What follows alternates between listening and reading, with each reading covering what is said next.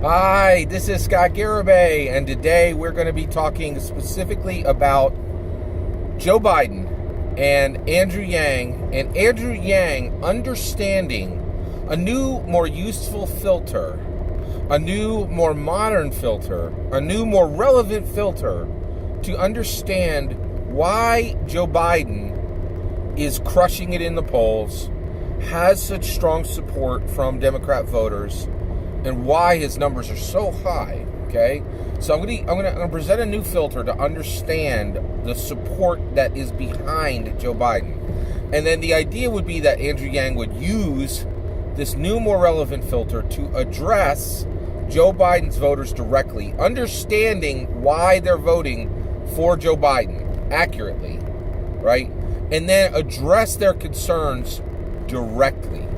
Okay.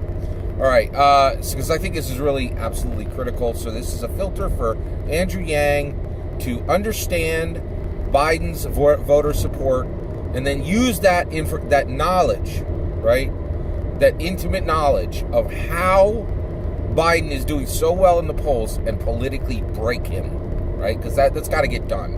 All right, let's talk about it. All right, so right now, a lot of people are really trying to break politically Joe Biden. Kamala Harris is going right at him. Gillibrand is going right at him.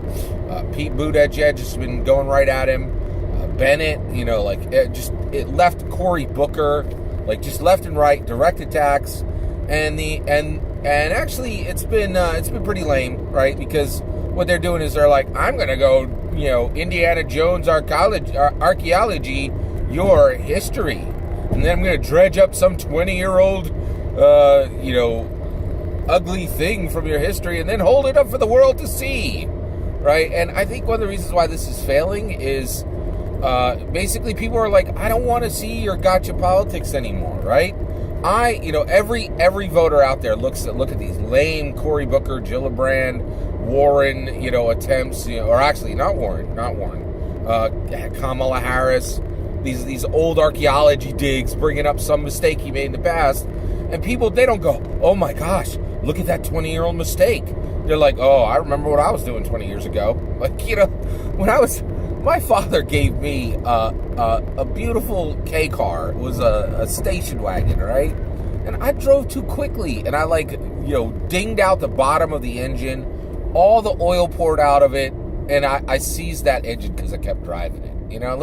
I look back on my history, I was such an idiot when I was young, right? I did all these stupid things. And I think, this is ineffective, right? You can't just, go doing your Indiana Jones archaeology dig, pull out somebody's worst mistake, and be like, hey,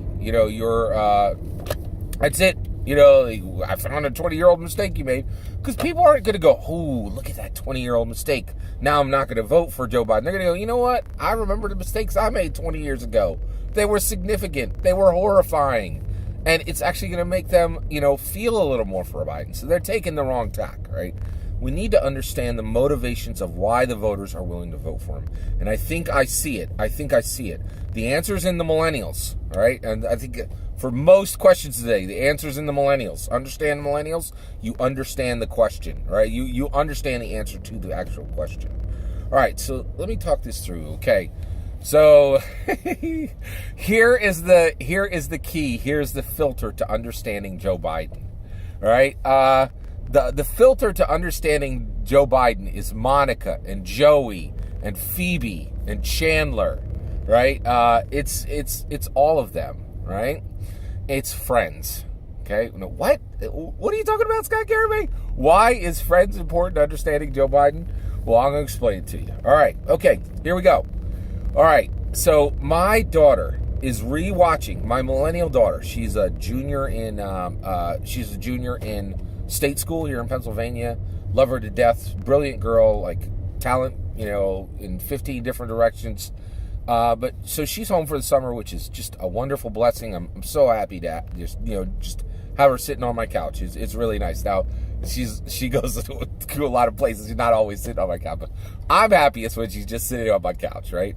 So, but I really realized something lately, and this summer she's been rewatching Friends, right? And I'm like, and so at first I was kind of like, I asked her, I was like, do you like this? Right? And she goes, oh yeah, I love Friends. And I'm like, what? Because I'm like, Friends came out Friends has 11 episodes, 230, Friends has 11 seasons, 236 episodes. And it ran from 1994 to 2004. Now, what is, my daughter wasn't even alive when this thing started, right? So I'm like, what on earth does this millennial see in Friends, right? Now, I respect every one of you as my viewers. You are interested in politics, right? And I would not waste your time to talk about what my daughter is watching if it wasn't important. This is important. You better recognize Friends is important, all right? Check it out. Millions of millennials are watching this show. It was the number one, Friends was one of the top 2 shows on Netflix in 2018, right? It got watched like crazy, right? It just, get this, Netflix paid $100 million just to keep Friends one more year, right? 2019, right now, Friends is on Netflix, and Netflix paid $100 million for a rerun, right? In addition to that, there was a new deal that was inked, $425 million, $85 million a year for 5 years. WarnerMedia bought Friends, right? It'll start in 2020. In 2020, a new 5-year lease contract at $85 million a year. WarnerMedia will snatch up Friends, take it away from Netflix, and place it on HBO Max, right? WarnerMedia bought Friends to stabilize a multi-billion-dollar channel, HBO, now that they've lost Game of Thrones. That's staggering. That is absolutely incredible, right? There's a lot of money, and there are major trends around Friends. Friends is important. So we have to know, why do people watch Friends, right? And guess what? The reason people watch Friends, the reason millennials watch Friends, is why millennials and a whole bunch of other people are interested in Biden. And I'm going to tell you that reason, okay? All right, so what is the reason? So first, it took me a while. It took me multiple attempts to understand this for my daughter. First time I was like, do you really like this? And she's like, yes, I like Friends. And so then the next time, I was like, like a week later, I was like, why do you like this show? And she just shrugs her shoulders. She's like, I don't know. I didn't get anywhere, right? So third time I come and I'm like, hey, listen, I love you, daughter, but this is nonsense. How many times can you watch Joey Tribbiani go, how you doing? Right? I'm like, why are you watching this? I'm like, listen, you're watching Netflix, all right? There's good stuff on Netflix. There's a brilliant new Lost in Space show. Voltron, there's 9 seasons of it. It's awesome, right? There's a whole bunch of other super cool shows, stuff you have never seen, and they are great, right? So watch those. Don't just sit here watching a rerun, right? And she's like, well, that's the problem. And I was like, wait, what's the problem? She goes, those shows are great. I'd have to pay attention to them. And I was like, what? Wait, what? Right? And she's like, yeah, here's the she's like, here's the thing. If you notice, Dad, I'm knitting, right? And I hadn't noticed that. I had not noticed that my daughter was knitting while she was watching Friends, right? And we're going to need to talk about knitting now. I'm sorry. All right. So actually, we'll talk about knitting in a minute, but I'll get all the way there on Friends, all right? So she's like, I'm knitting, so I have to pay attention to my hooks and my curls and my, cradles, like all these knitting terms, which I probably got wrong, right? And she's like, and I like this because, one, there's always another episode. That's true, 236 episodes. And it's good, but it's not great, right? And I was like, wait, what? You're watching this because it's good, but it's not great? She's like, exactly, right? It's comfortable. I can pay attention to my knitting, and I can enjoy a few laughs as I half watch Friends, right? So I realized immediately what was happening, right? She is engaged in her activity. She's very engaged in the knitting, okay? And she's she's disengaged from the entertainment. Okay, just only half engaged from the entertainment. I'm gonna call that disengaged, right? But I understand it's halfway engaged, right? So basically, this is the key, right? Now I want to talk to you about knitting, because knitting is really important to both of my daughters, right? My oldest daughter, who's in college, in her 4-year college, and then my youngest daughter, who's just started high school, right? They are incredibly into knitting. Their interest in knitting came from one woman, right? A few years ago, probably about 4 or 5 years ago, we used to go to an old church. Okay, it was a great church. We left it that's a whole different story. We're at a new church now. But there's this lady who sat in the row in front of us. She was the knitting lady. Okay, she had a name. I'm not gonna share it. Like that. I don't want to show her business, right? But the knitting lady was awesome. She was incredible, and my daughters were infatuated with her, right? She sat in front of us. We went to that church for 12 years, right? So my daughters grew up sitting behind the knitting lady, right? And they knew the knitting lady, and they would talk with her every week. We would sit down in our our pew at church, and the people in our chairs, and she would turn, and they would have a conversation, right? She always had a bag of knitting, and she was always knitting a shawl, a blanket, a hat, right? And she would tell, and the girls would ask her, "Hey, what's going on with your knitting? Who's this for? What's that knitting project for?" And this lady, she was not married. She was the same age as my wife, the same age as her mother, as their mother, right? But she was the coolest, most mysterious, most rock star woman we ever met, right? Because one, she always had this knitting with her. She was wise. If they asked her a question, she knew the answer. And they trusted her. They would ask her, "Hey, should I do this? Should I do that?" Right? And we're like, why isn't she asking us this stuff? We're like, but that's the thing. We are very fortunate. We have a really robust, wonderful church. There's brilliant people. This lady was one of them. She was one of the brilliant people, right, that was at our church, who helped our children and set a good example for our children, right? And they loved her. They loved the knitting lady, right? But the knitting lady became, legendary to my daughters, right? When one week she had a shawl, right? And my my younger daughter kind of scrunched. She showed the shawl to my younger daughters, and normally they'd be like, "Oh, it's so pretty, we love it. Oh, that little baby's gonna like this," for if it was a cap or booties, right? And this week, my younger daughter just kind of scrunched her nose up and she frowned, right? And the knitting lady, right? She was like, she says, yeah, the colors are kind of dull, right? Right, and my older daughter's like, yeah, why'd you choose these colors? She pulls out this picture, right? And she goes, "This is my uncle, and this is an old Polaroid, right?" And she's like, "This is my uncle. He died in Vietnam." And when my daughters looked at that picture, they saw that he was wearing jeans and a corduroy. He was wearing jeans and a corduroy jacket and a red shirt, right? And it didn't match, right? And it was just an ugly palette, right?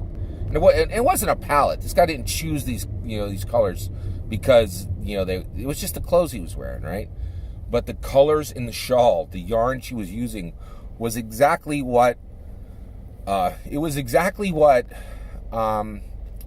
he was wearing, right? And she goes, "This shawl's for my mom," right? And it's the colors of my uncle, and he died in Vietnam, right?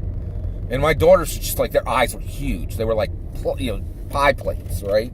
And they, and it just stunned them, right? And that's when the knitting lady went from a wonderful woman that that they loved, right, to just an absolute legend in our house, right? Everybody remembers the knitting lady, and we miss her, and she's still alive, right? She does her thing. We don't go to the same church now, and my daughter, she's off to college, so they don't see the knitting lady all the time anymore, right? And by the way, they never saw the knitting lady anywhere but church, right? It was like, this is the weirdest thing, So, but she had a really big impact, right? So when my daughter was knitting on the couch, right? Knitting now represents, for both of my daughters, they understand that knitting is something that a super cool, mysterious, strong, independent woman does. And I'm like, what?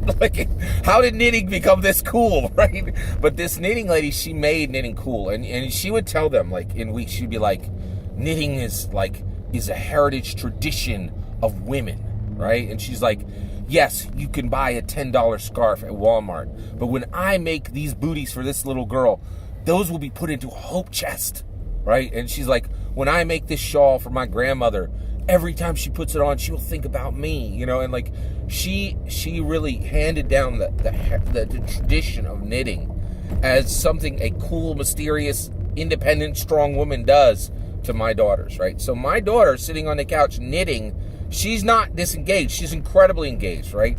And when she's done with that piece that she's knitting, the person she gifts it to, they will be gifted her time and her attention and her energy and her passion, right? That's what knitting is, right? I didn't understand this before, but now I understand this, right? It's pretty incredible, right?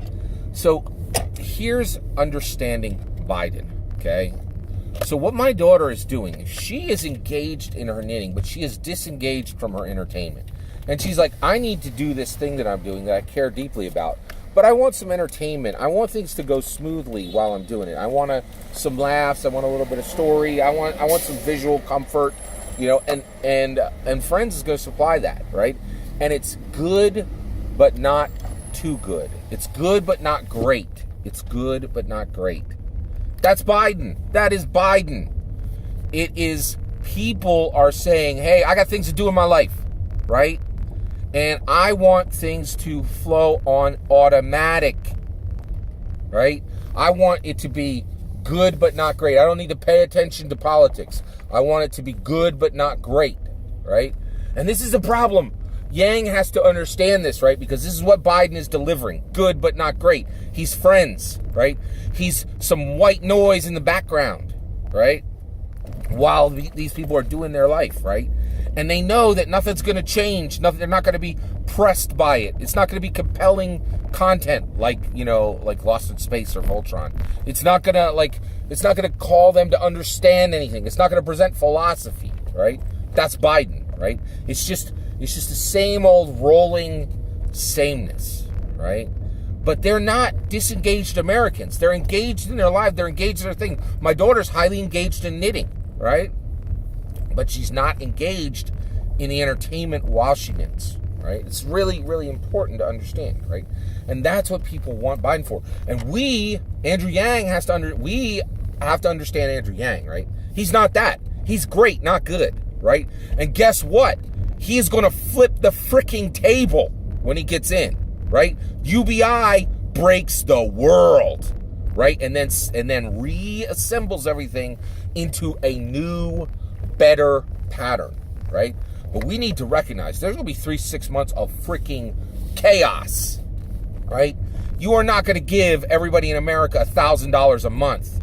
You're not going to set down a pattern that will rewrite history for America and for the world without some pain, right? Without flipping the table first, restanding the table, and putting a new board game on the table, right? Right now, it's Monopoly. That's the board game on the table, right?